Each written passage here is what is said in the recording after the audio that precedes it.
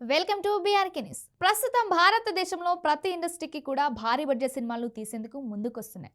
ఇండియాకి pan India అని tag line ఇచ్చిందే టాలీవుడ్ ఇండస్ట్రీ. ప్రస్తుతం టాలీవుడ్ ఇండస్ట్రీ నుంచే కాదు, మాలీవుడ్ ఇండస్ట్రీ నుంచి కూడా 1000 కోట్ల బడ్జెట్తో సినిమాలు వస్తున్నాయి. ఇక ఇప్పటికే మన భారతీయ సినిమా రంగానికి చెందిన 1000 కోట్ల క్లబ్లో హిందీ, తెలుగు, తమిళ్, కన్నడ సినిమా స్థానం దక్కించుకున్నారు. కానీ మలయాళం నుంచి ఇప్పటి వరకు ఏ సినిమా కూడా చోటు సంపాదించుకోలేదు. ఈ లోటును భర్తీ చేసే బాధ్యతను మార్కో తీసుకుంది. ఈ నెల 20న విడుదలైన ఈ చిత్రం మలయాళంలో వసూళ్లు సునామీ సృష్టిస్తుండగా తొలిసారి హిందీలో థియేట్రికల్ రిలీజ్ జరుపుకున్న మార్కో అక్కడ కూడా ప్రభంజనం సృష్టిస్తుంది. జనతా గ్యారేజ్, భాగమతి, కిలాడి, యశోద వంటి చిత్రాలతో టాలీవుడ్ ఇండస్ట్రీలో మంచి గుర్తింపు తెచ్చుకున్నాడు మలయాళీ నటుడు ఉన్ని ముకుందన్.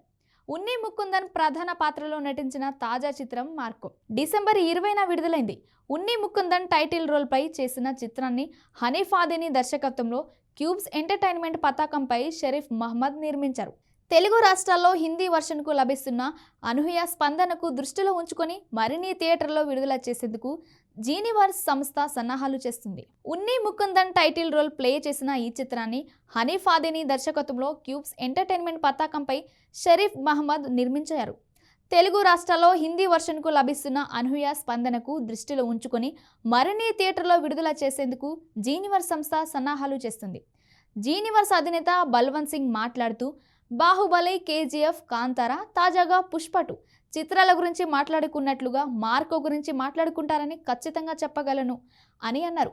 మన 2 తెలుగు రాష్ట్రాల్లో మార్కో హిందీ వర్షన్ ప్రభంజనం సృష్టిస్తుంది. అందుకే రేపటి నుంచి మరిన్ని థియేటర్లు పెంచుతున్నామన్నారు. ఈ యాక్షన్ థ్రిల్లర్ మార్కో IMDbలో అత్యధికంగా ఎదురు చూస్తున్న కొత్త భారతీయ చిత్రాల జాబితాలో అగ్రస్థానంలో ఉంది. బుక్ మై షోలో మార్కో 100K రేటింగ్ మైలురాయిని అధిగమించిన కొన్ని చిత్రాల్లో ఇది ఒకటి.